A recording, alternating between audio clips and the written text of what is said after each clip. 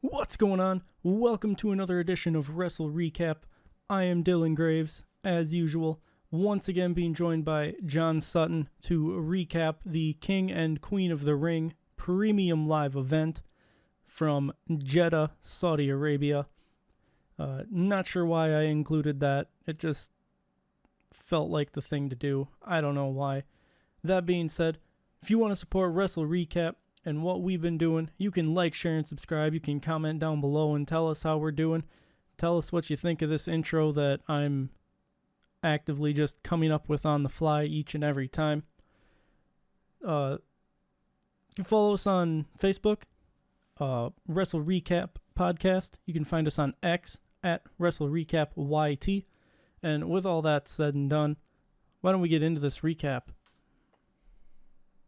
But before we get into the PLE itself, just going to mention that Bianca and Jade, not to be confused with, or I should say Jade Cargill, not to be confused with Cora Jade, like Michael Cole said, retained their women's tag titles against Candice LeRae and Indy Hartwell on the pre-show.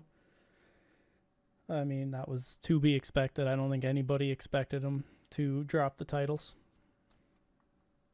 Nah, dog. Not me, fam. But getting into the PLE itself, we kicked off with Liv Morgan taking on Becky Lynch for the Women's World Championship. The Arabic announce team is back, and their table survived SmackDown, but will it survive tonight? Dun, dun, dun. The match starts off back and forth before Becky Lynch takes control. Liv gains control on the outside, though, before getting a 2 count off of a drop kick to Becky's back while she was propped up on the middle rope. Becky tries to fight back into it, but Liv counters and gets a 2 count. Just like a random pin attempt. Not really off of anything in particular. Liv gets another 2 count off of a roll up, and they end up trading punches following a double down with Becky coming out on top. Becky hits the Beck-sploder, but Liv rolls out of the ring, so she couldn't be pinned.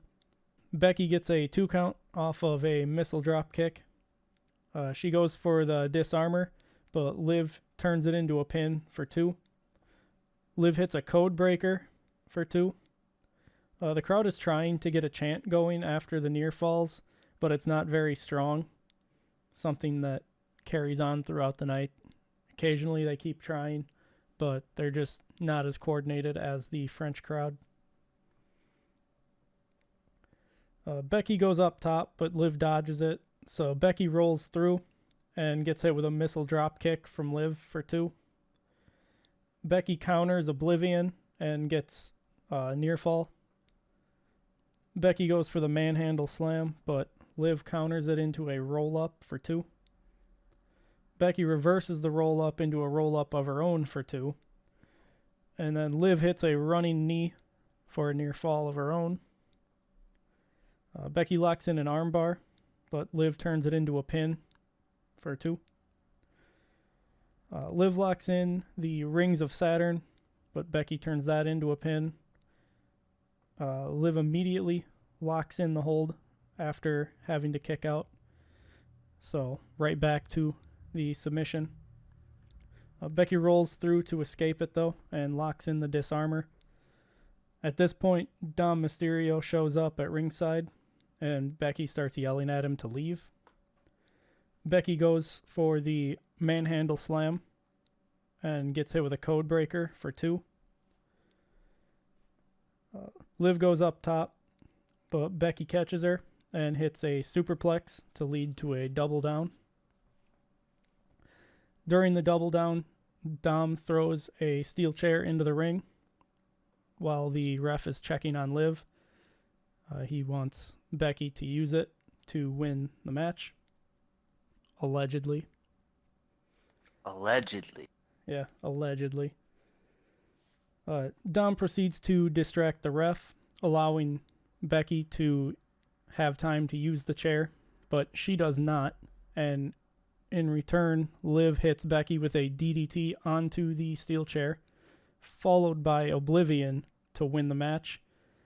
Now, Liv struggled to get the chair thrown out of the ring and did not actually manage to do so.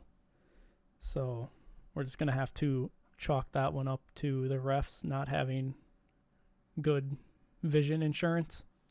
That's that blind eye, man. Yeah. But, so Liv Morgan comes out on top. I don't think either one of us thought that was going to happen. Not yet, anyway. I don't remember. Really. I was pretty sure that we both predicted Becky to retain here. But it makes sense, you know. She was just a title holder until the next PLE. Well, right. And then, Becky was originally supposed to win it at Mania, but then at the last minute they changed the plans, and then Rhea got hurt at Mania and had to then relinquish the title. So then it made sense to put it back on Becky and have her just be the title holder to transition into the next holder. But Yeah, I didn't expect her to drop it this soon.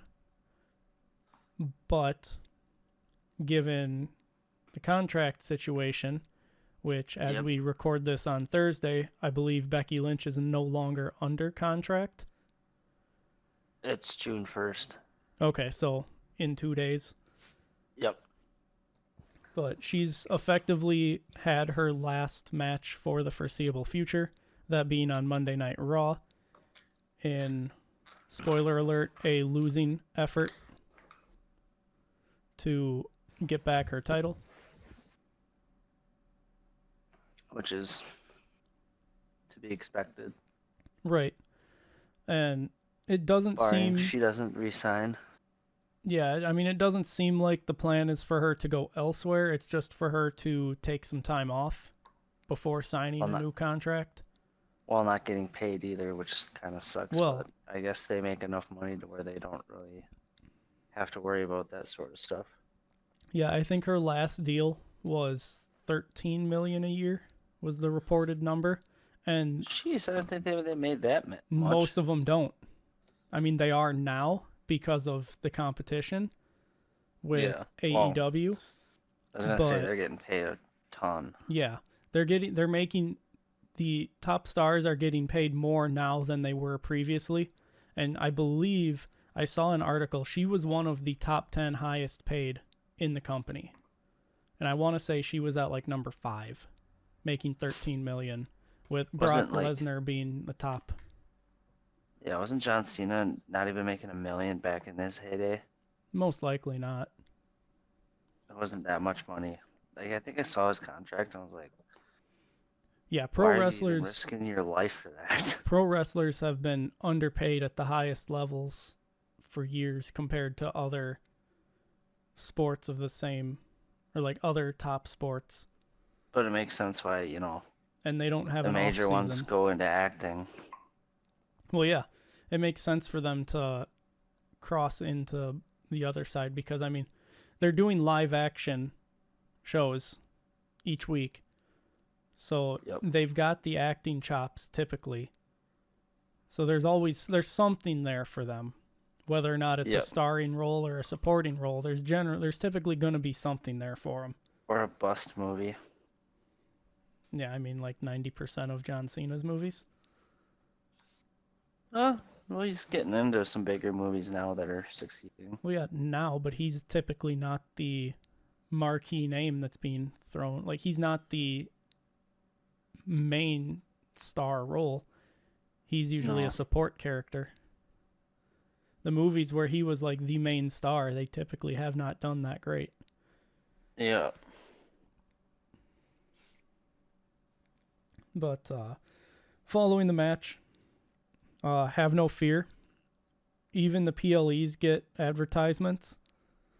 So just their own advertisements. Yeah, like you want to pay for Peacock Premium to not have ads, don't worry. WWE's got your back. They just make their own ads to air during the PLEs for those who pay to not have to watch the ads from Peacock. So don't worry. You always will have ads for your viewing pleasure. Just can't wait right down your throat. Oh, I can't wait till they go to Netflix and make it so that the only way to not have ads on their shows or something is that you have to have the Netflix Premium, which is like 20 some bucks a month. Or the WWE network. Well, they don't have that in America no more. If you want that, you gotta use a VPN and say that you're in England. Yeah. Why did they get rid of the WWE network? Because they sold all the rights to Peacock. Oh, that's right. So for America, it's all on Peacock, but in other countries, they still have it.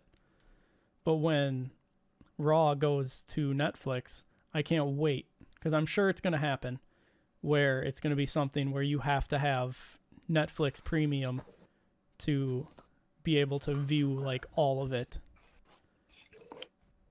Yeah, and I only have Spotify Premium, bitches. Following the ads that we were so graciously gifted, it was time for the Intercontinental Championship Triple Threat match. Chad Gable comes out with Otis and Maxine, but he tells Maxine to stay backstage. So they flew her all the way across the country just to have Chad Gable yell at her to go stand backstage. Yeah, but look how fine she was looking. In that all covered suit. Just a solid gold suit. You know those, the hell are they called? Those full body suits that people wore for like Halloween? Yeah, that's literally what those all reminded me of. Yeah, the only thing missing was covering everything, including the head and face. Yeah, I was like, what are these morph suits?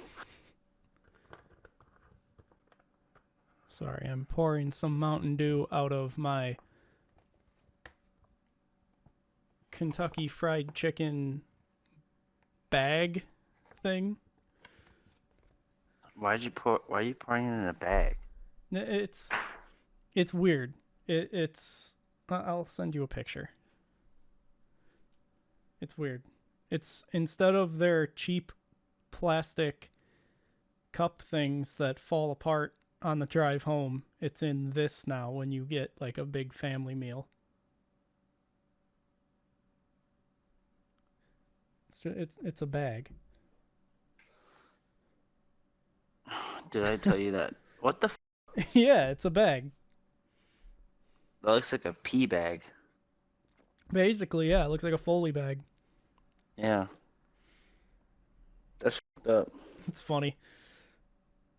I'm trying to get this, like, basically at this point, flat Mountain Dew out of it so that I can fill it with non-flat Mountain Dew to take to work for the weekend just to get the reactions. Are you leaving this in the video? I hope you are. Oh, I'm absolutely leaving this in the video. If you've been paying attention, I leave a lot in the videos now just to not have to edit as much cuts every 5 minutes. I'm going to make you cut something right now. I mean, you already swore. Like, you already dropped an F-bomb at one point, so I got to cut that. Yeah. But that's the only thing that the only swear words that I cut anymore is when you say fuck. Or when I say fuck. Penis. Well, I'll Vagina. cut. I mean, those are technical terms, so I don't have to cut them. Dick. Well, now I have to cut the second one. It'd be funny if you just cut around the word. You're like, well, now I have to cut the second one. I'm like, what the hell? Anyway. But he didn't cut the word. Anyway.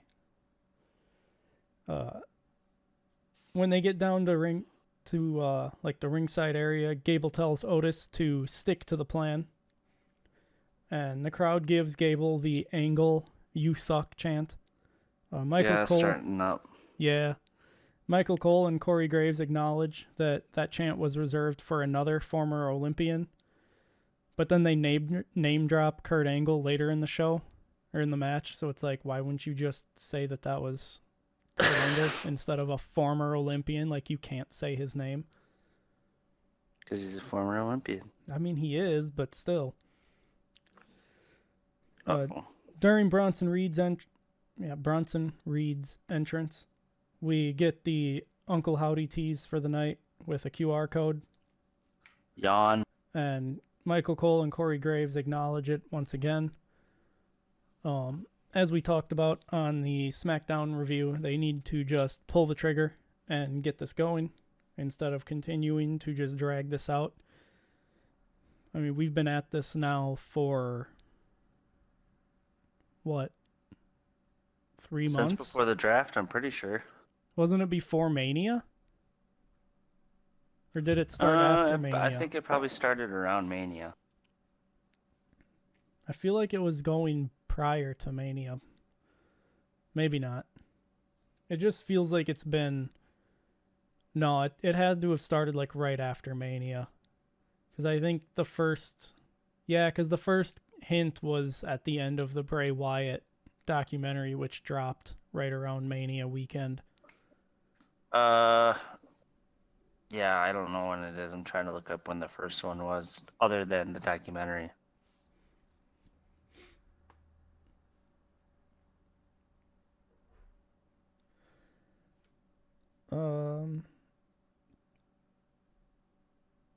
Okay, so yeah, we get the QR code, and then prior to Sami Zayn coming out, we get a vignette, just a real quick one, of Sami Zayn's appearances in Saudi Arabia up to this point. And then when he starts to come out, the crowd goes absolutely nuts, just like they would, or just like they do in Montreal for him. Or France. Well, yeah, France was just a whole different beast. As soon as the bell rings, Sami and Gable go after each other, but Bronson Reed takes control and takes them both down. They all trade control on the outside before Sami hits Gable with some corner-mounted punches as the crowd counts in what I assume was Arabic. Reed comes back into the ring and levels Sami to take control. Gable wraps Sami up in the apron and unloads on him with some punches before taking Reed down with a missile drop kick. Sami Zayn sends them both to ringside and takes them both down with a dive over the top rope. Sami hits Reed with a sunset flip powerbomb for 2. Sami attempts to get Bronson Reed up for the Blue Thunder Bomb, but cannot do it. We end up getting a Tower of Terror in the corner as Bronson Reed power bombs Chad Gable while Chad Gable superplexes Sami Zayn. Bronson Reed attempts a moonsault, but Sami rolls out of the way. Why? Why? Why what? Why a moonsault? I don't know. He was feeling extra spicy. He made the full rotation. Could not have felt good when he landed. Probably hurt an ankle or something. After Bronson Reed misses his moonsault attempt, Chad Gable hits a moonsault onto him for a 2 count, but Sami was there to break up the pin. Sami once again tries the Blue Thunder Bomb on Bronson Reed, but he can't get it. Sami ends up hitting Bronson with a Tornado DDT for 2, but Chad Gable broke up the pin by locking in the ankle lock on Sami. Reed tries to break Gable's hold on Sami, but Gable just switches and locks in the ankle lock on Bronson Reed. This left Sami open to lock in an ankle lock on Chad Gable while he was still holding the ankle lock on Bronson Reed. It was quite the chain. Human centipede action right there. Well, not quite. Eventually, Gable releases the hold on Bronson Reed, who immediately goes to break the hold on Sammy, but Sammy releases Gable and hits the Blue Thunder Bomb for 2. Bronson Reed gets both Gable and Sammy on his back and hits a double Samoan drop. And then he hits them both with an S-dive on the outside. Bronson Reed goes for the tsunami, but Sami Zayn dodges it. And Sammy goes for the haluva kick, but Chad Gable catches him before he can hit it. And they exchange German suplexes. Bronson Reed comes in to hit a double stack German on them, but Gable gets out of it, and he ends up hitting the double stack German on Bronson Reed and Sami Zayn. At this point, Gable yells to Otis that now is the time, and Otis just levels Bronson Reed at ringside. Gable throws Sami Zayn out of the ring for Otis to take out as well, but Otis won't do it. So Chad Gable berates Otis and picks Sammy up from the ground to hold him so that Otis can hit him, but Otis still won't do it. So Gable berates him some more, going as far as slapping him again. Seems like slapping Otis gets him wound up enough to listen to Gable. Or something. Something like that. Because Gable picks Sammy up again, and Otis finally goes to take him out, but Sammy ducks out of the way, causing Otis to take Chad Gable out instead. With Gable taken out at ringside, and Bronson Reed stumbling in the corner, Sami Zayn rolls back into the ring and hits Bronson with the haluva kick to retain his title. And we see that Chad Gable is very upsetty with Otis on the outside. Muy upsetty. Yes. Very, very, very upsetty. Have no fear. We got some more advertisements after that. Whew, break time. Yeah. Following that, we had a flashback to Jade and Bianca retaining their titles on the pre-show. And then Byron Saxton interviews Jade and Bianca. And Jade basically calls out all the other tag teams to step up and get beat. We then see that A-Town Down Under, DIY, and the Street Profits along with B-Fab are in the crowd, at least for this match. They kept cycling people in and out. So you'll find out who else was in the spots that got cycled in later, because I kept track of all that. Oh no. It's now time for the Queen of the Ring finals, as Nia Jax takes on Lyra Valkyria to determine who is crowned queen. I noted that Lyra has had a good debut run on the main roster, but this is Nia's crown. Lyra tries to get something going, but Nia just keeps her at bay with the power game, like repeatedly just throwing her around. Lyra does end up taking control by sending Nia to the outside, but Nia just fights back into it.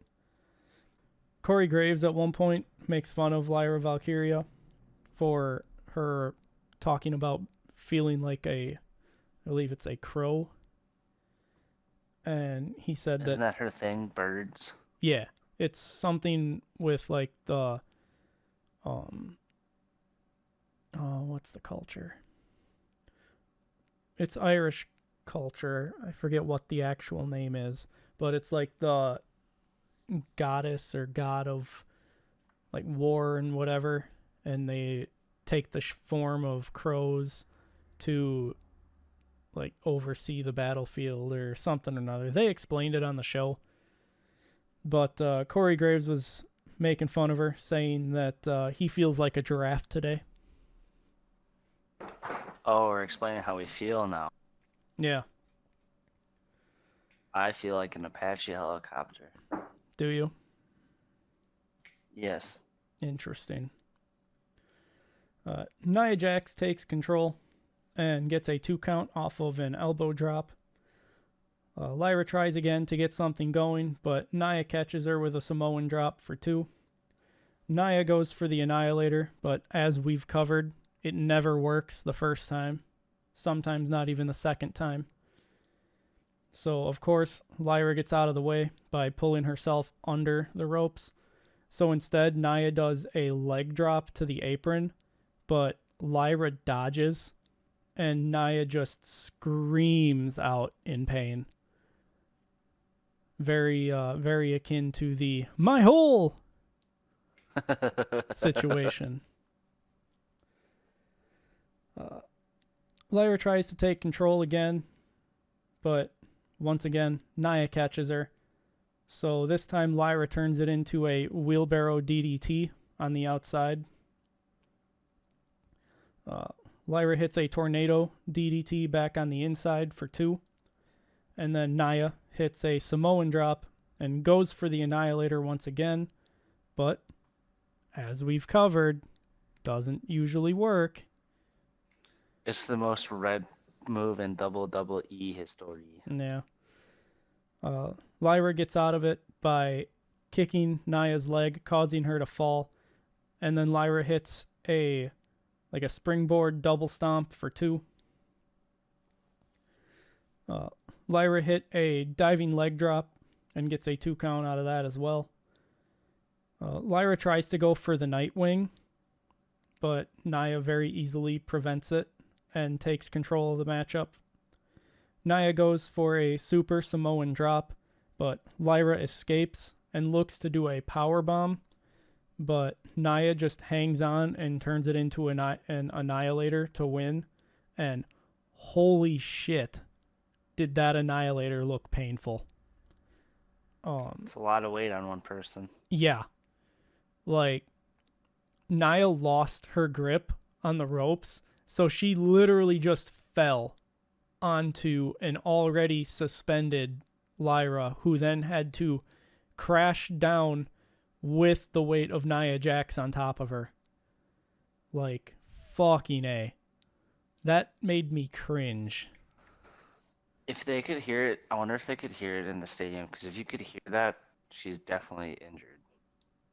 Well, I don't know if they could hear it, but I know that when they showed the replay, you could see Corey Graves' reaction in the background, and even he looked like, oh my god.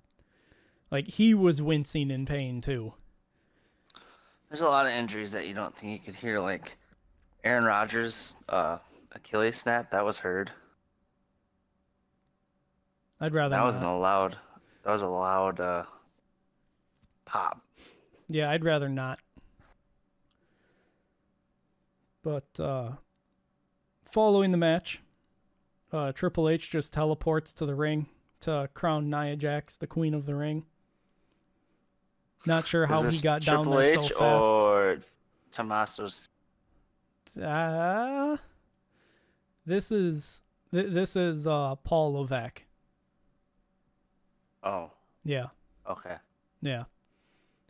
But not sure how he got down there so fast, because in the time, like, he had to have already been walking down the ramp for him to, like, be standing there that quickly when they came back from the replays.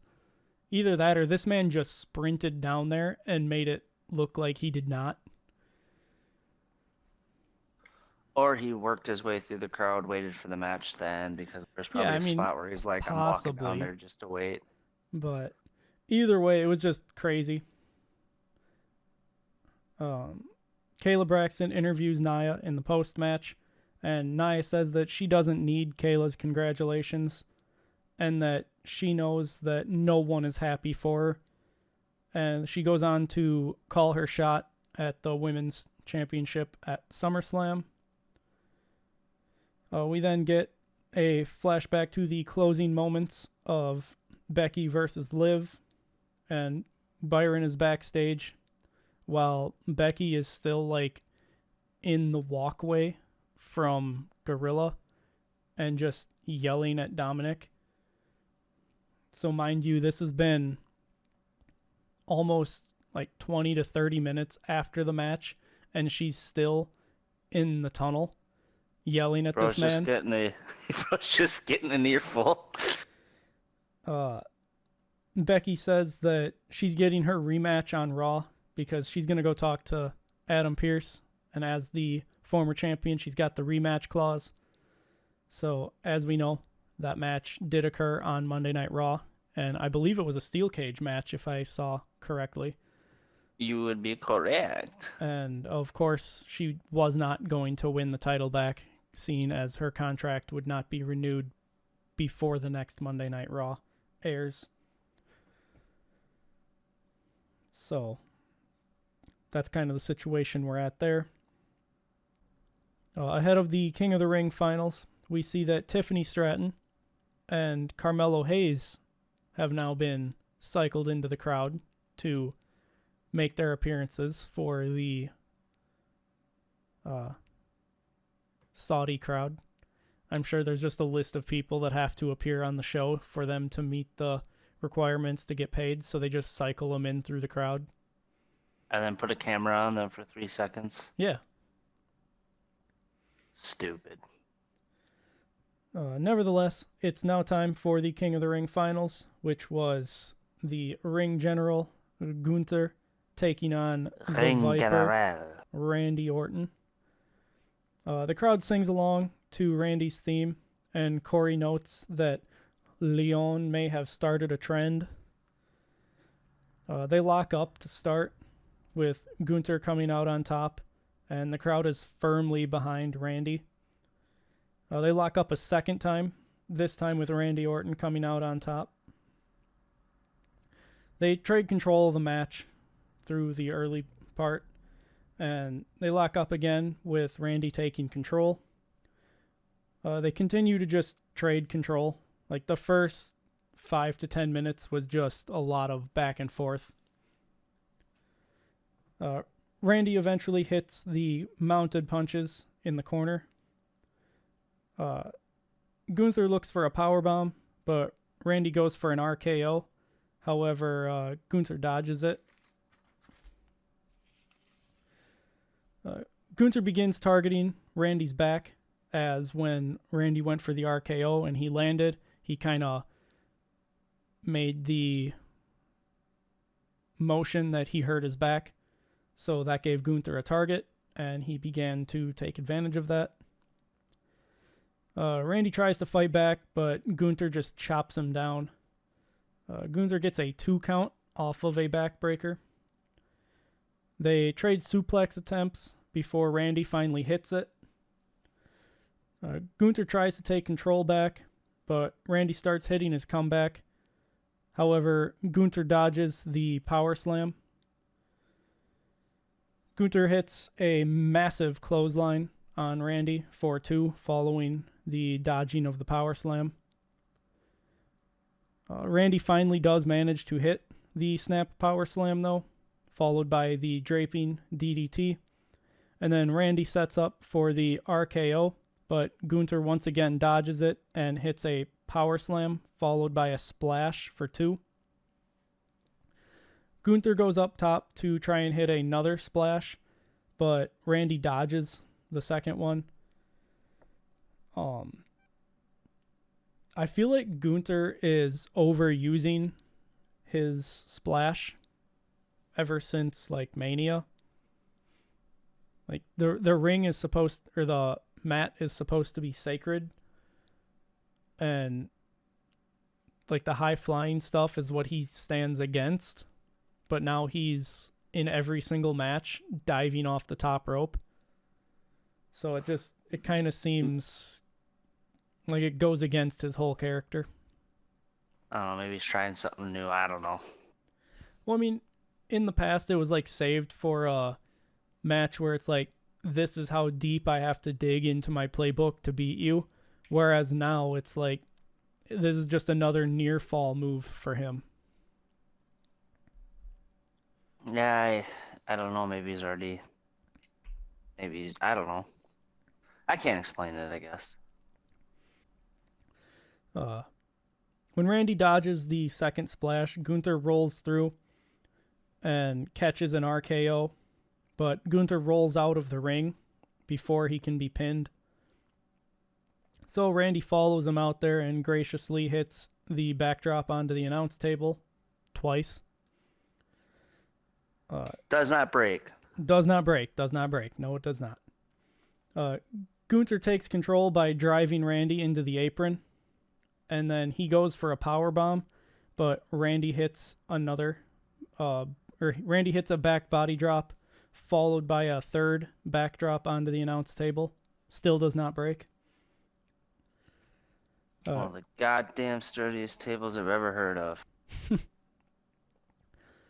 Gunther begins targeting Randy's knee as he's entering the ring, allowing him to take control. And obviously that is the kayfabe injured knee from the tournament. Gunther locks in a half crab on Randy's injured knee, or injured leg. Randy gets out of it twice, but Gunther just keeps reapplying it. Ryan, Jesus Christ.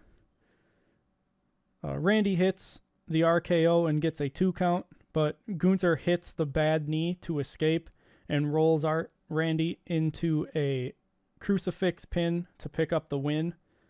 But this is the part that you're not going to like.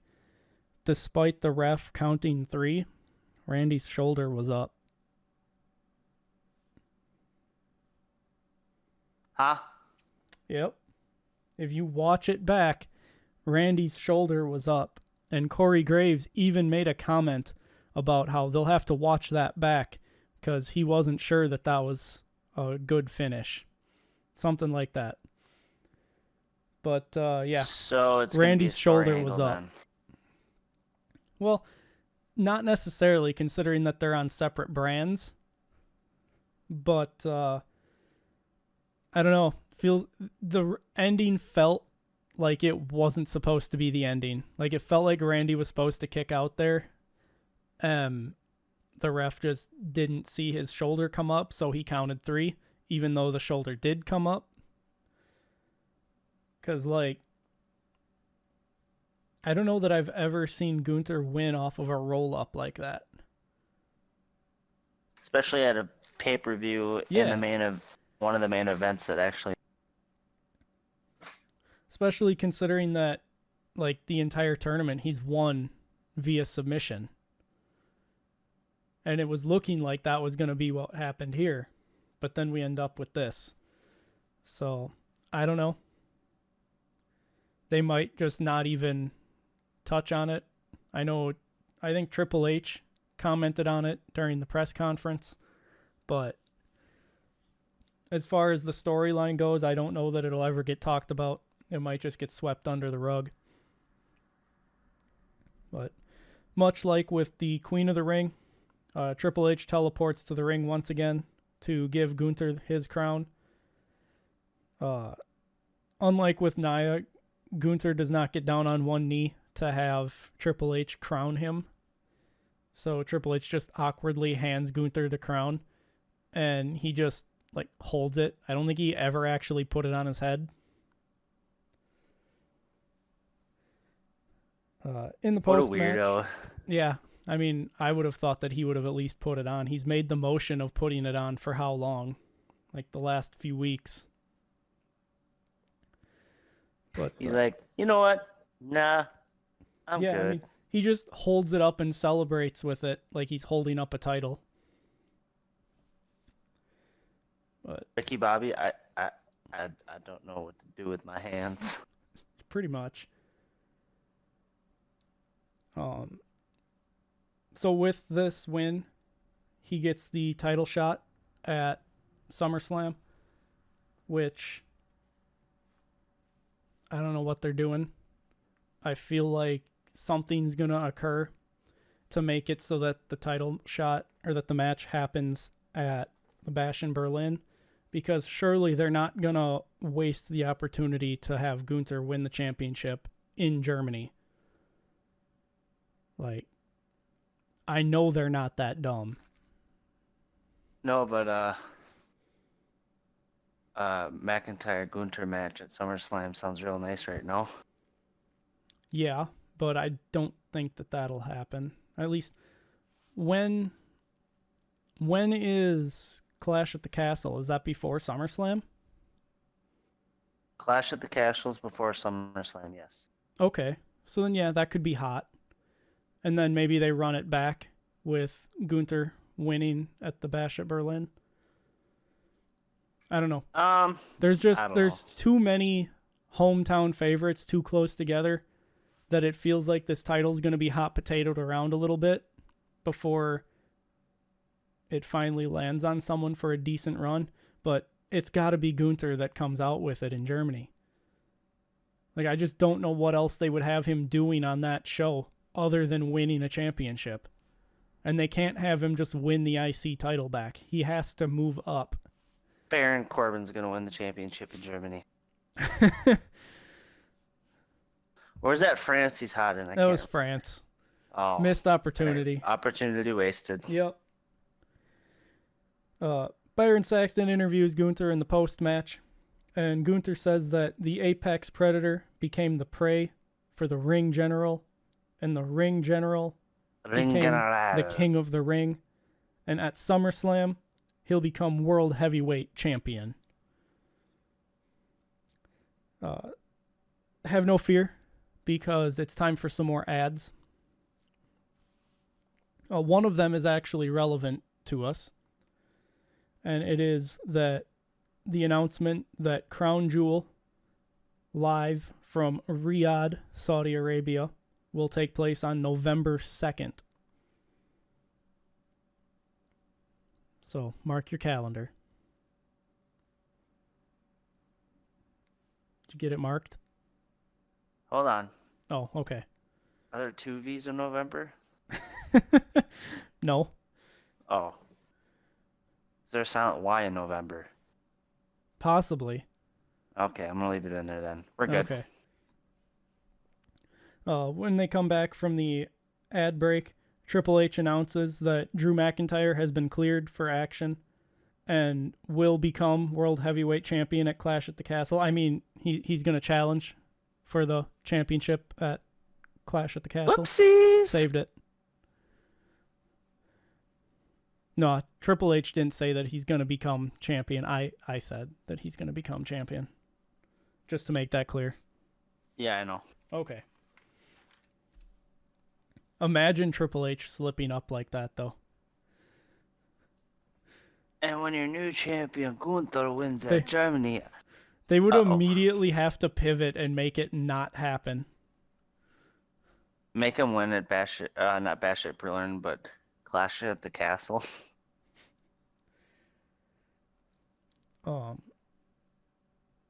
So during the ad break, we got another ad for the 2026 SummerSlam, and we've gotten a few of them throughout the night.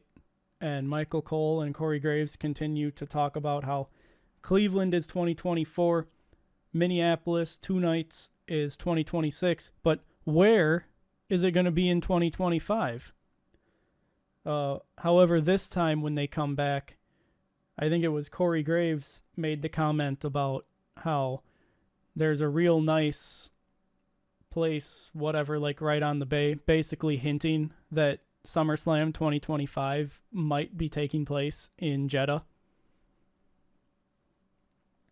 So perhaps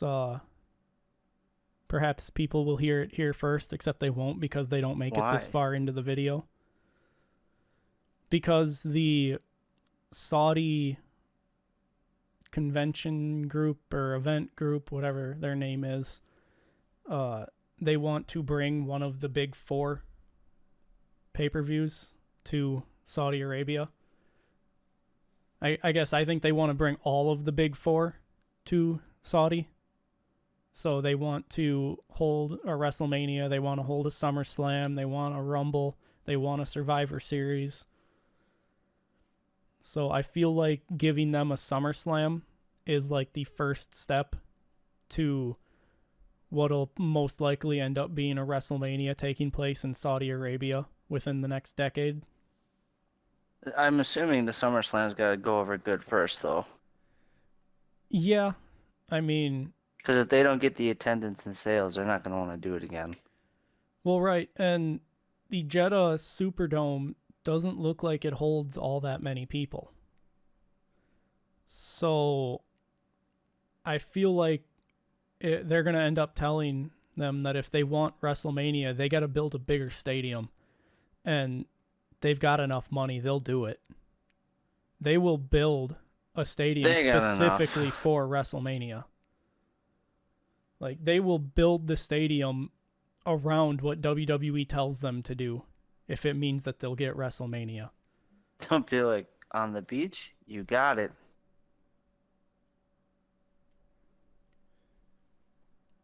But, we want a floating island for WrestleMania. You got it.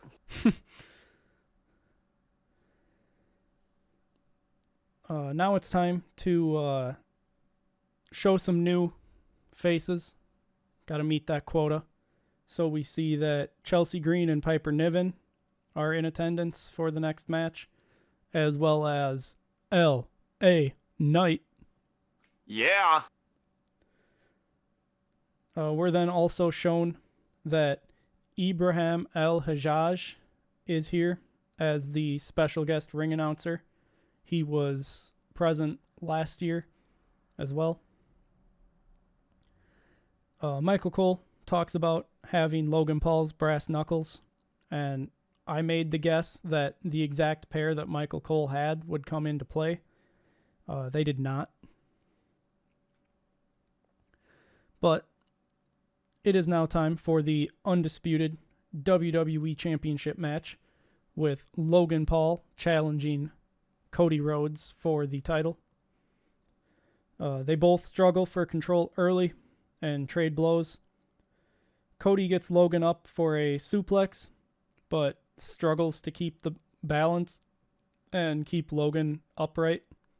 So he ends up using the ropes to kind of bounce Logan back up to get it straightened before hitting a gourd buster and a roll up for 2. Logan dodges a crossbody by doing the splits, causing Cody to shoot out of the ring by accident, or because he missed, so he just flies out of the ring. Logan hits a diving crossbody on Cody at ringside before sending him into the stairs. Logan gets a 2 count off of an overbomb, as he calls it, which is kind of just like an alley-oop. It's like lifting someone up for a power bomb and then just throwing them behind you. Hello. Yeah. Logan hits a gut wrench slam for 2. He then hits a standing moonsault for 2. And he goes up top, but Cody catches him and hits him with an arm drag.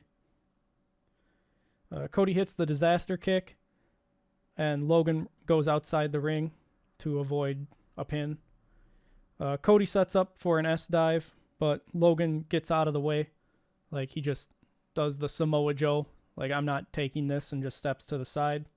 However, Cody Rhodes was able to put the brakes on and not fly out like what happens when Samoa Joe does it. And they're just left to land on whatever's there. Cody throws Logan into the barricade by the Prime entourage. Following being thrown into the barricade, one of the guys gives Logan a bottle of Prime, which Cody ends up hitting Logan with. Interesting. Yeah, almost like it should have been a disqualification right there. Yep. Hitting use of a foreign object. So worried about Logan using the brass knuckles, but it's okay for Cody to use a Prime bottle. Makes sense. Champion's advantage. Apparently. Cody then gets in one of the Prime entourage guy's face, and that guy shoves Cody, which would be another disqualification, but apparently the ref, who was staring right at it, couldn't see. It didn't have brass knuckles involved, so referee Ryan Tran couldn't sniff that out. Cody grabs the guy that shoved him and pulls him over the barricade. And finally, referee Ryan Tran turns his attention to the situation. However, this allowed the other guy that was there to give Logan a set of brass knuckles. Cody goes for a diving nothing off the steel steps, and he gets clocked in the gut by Logan with the brass knuckles. Logan puts them in his gear for later. That's a mystery mouse tool, surprise tool that'll help us later.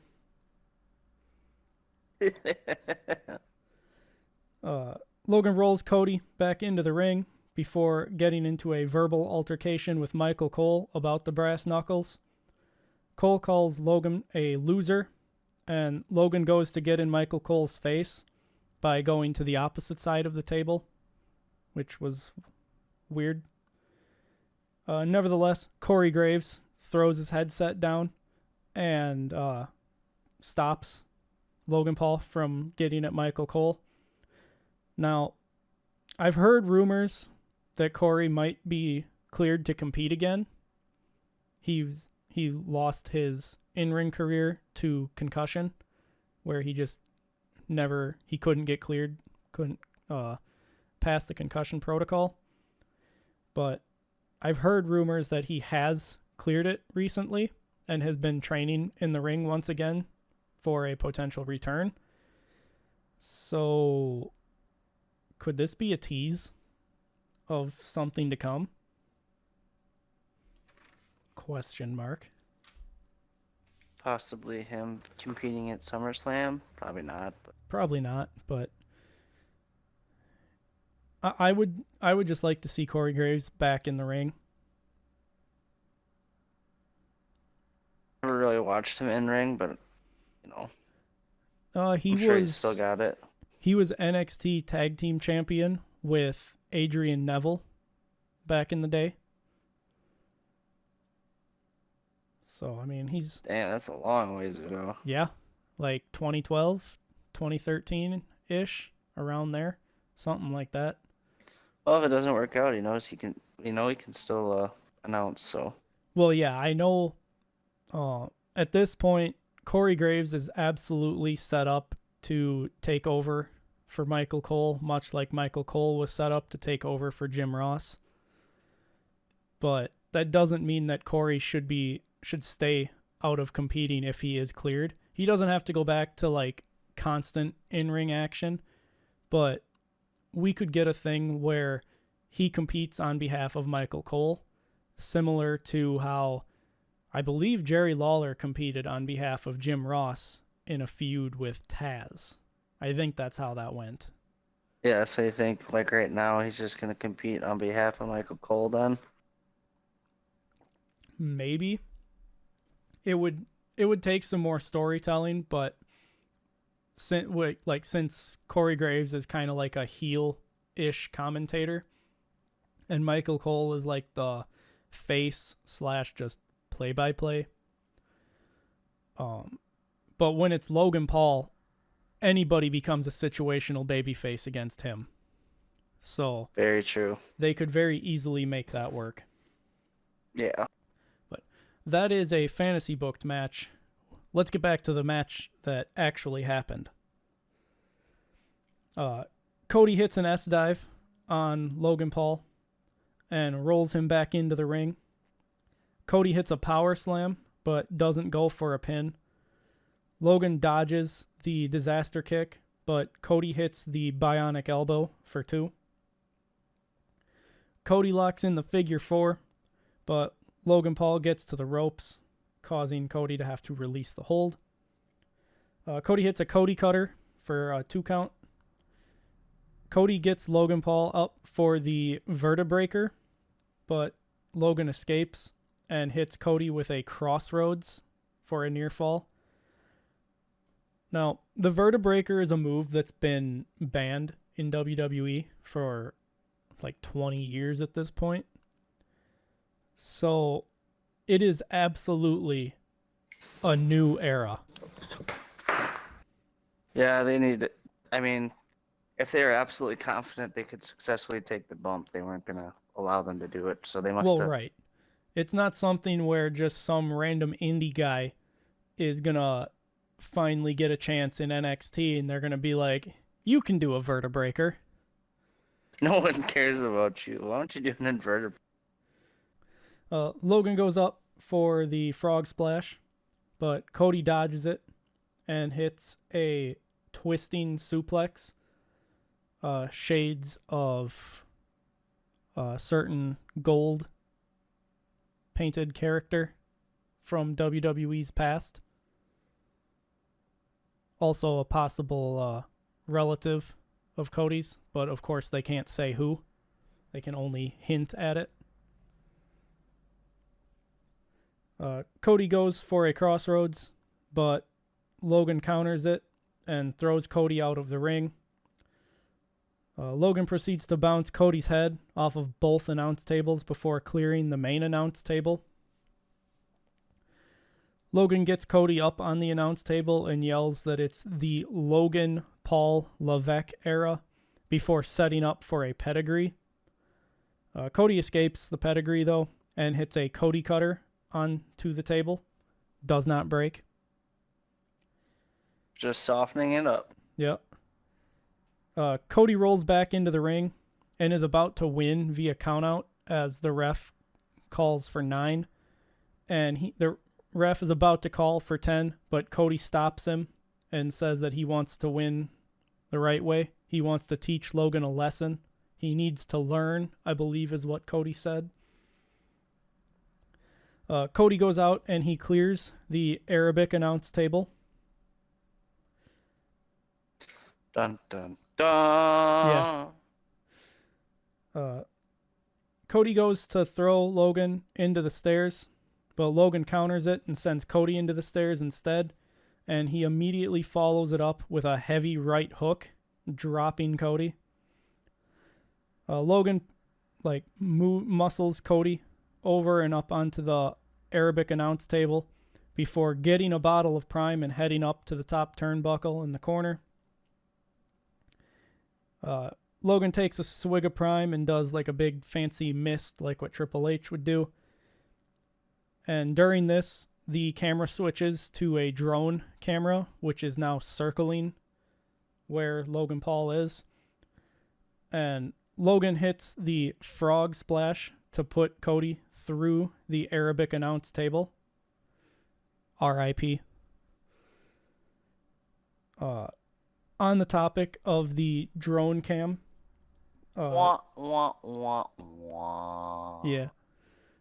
On the topic of the drone cam, Logan Paul has since released, or I should say posted, screenshots of him pitching the idea to use the drone camera for that shot. And I gotta say, the drone's going to be used a lot more. It might. I think it turned out pretty decent. But Logan gets Cody back into the ring and hits another frog splash, but Cody kicks out at 2. Cody attempts to Irish whip Logan, but Logan counters it and sends Cody back into the corner where referee Ryan Tran was. So Ryan gets squashed by Cody in the corner. Logan then goes for a corner splash, but Cody dodges it, so Ryan Tran eats the corner splash as well. Cody finally hits the vertebreaker and goes for the cover, but the referee is still down. So Cody goes to get him up, and in this time, Logan hits him with a low blow and gets the brass knuckles out. As Logan is winding up to hit Cody with the brass knuckles, the special guest commentator, an Arabic comedian, I believe is what they said he is, Ibrahim El Hajjaj, grabs Cody's leg to stop him from being able to hit Cody. Oh, he grabs Logan's leg, not Cody's leg. My bad. Cody's leg to stop him from hitting Cody. Yeah. Gotcha. I screwed that up in my notes too, so massive L. Logan eventually shakes him off and goes for the punch, but Cody catches it and hits the triple crossroads to win the match and therefore stay the undisputed WWE champion. All in all, I thought it was a decent pay-per-view. Let's look at what we gave for, or I should say PLE. Let's look at the ratings that we gave for the other ones. So you gave WrestleMania 4.5 stars, and you gave Backlash 3 stars. So where do you feel that this one falls compared to those two? How many stars do you think it gets? I'd say it wasn't a half bad one. I think it was definitely better than Backlash. I think I'll give it a 3.5. Okay. I don't want to give it a 4 and then, a better pay-per-view comes along and then I'm kind of stuck in between 4 and 5. Yeah. On that. I gave WrestleMania 4 stars, so I was half a star less than what you gave it. We both gave Backlash 3 stars. And for King and Queen of the Ring, I would say that the action was definitely better, but the atmosphere was lacking compared to France. So because of that, I am only going to give it 3 stars and make it on par with Backlash.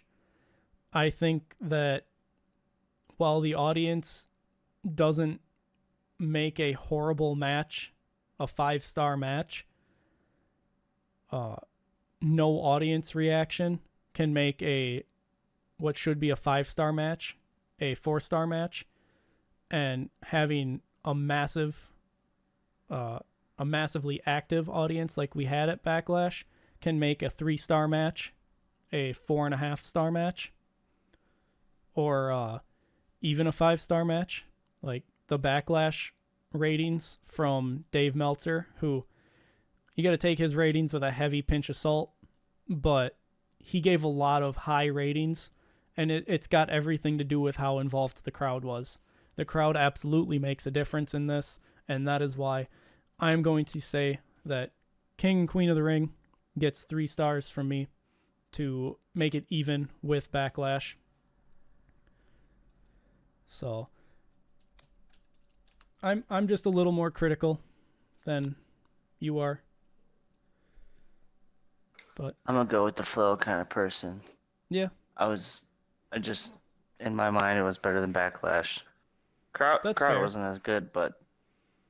Yeah, I mean, I would agree that the action itself was better, but when I take into consideration the atmosphere that France gave us, I just long for that Backlash crowd. The French crowd was amazing, and it boosted the entire show. Like, that show probably would have only been a 1.5 to 2-star show in my mind, but the crowd made all the difference. Whereas here, the matches were better, but the crowd just wasn't as lively as that Backlash. We're gonna see better crowds and stuff when we go to Germany and Scotland, I think, for sure. And I'm sure the matches will be on par with what we saw in this one, or who knows, maybe even better. Hopefully. I mean, I want to give out some 3.5+ star ratings. That concludes the recap of King and Queen of the Ring Premium Live event. Once again, I have been Dylan Graives. He's been John Sutton. If you want to support WrestleRecap, you can like, share, and subscribe. You can comment down below and tell us how we're doing. You can find us on Facebook at WrestleRecap Podcast, and you can find us on X at WrestleRecapYT. But until next time, I'm going to get out of here. Well, not really. I got to edit all this stuff now. But until next time, you can click the video that's floating around and head to another video, and maybe I'll see you there. Probably won't because, it's a recording, but have a good one anyway. Goodbye.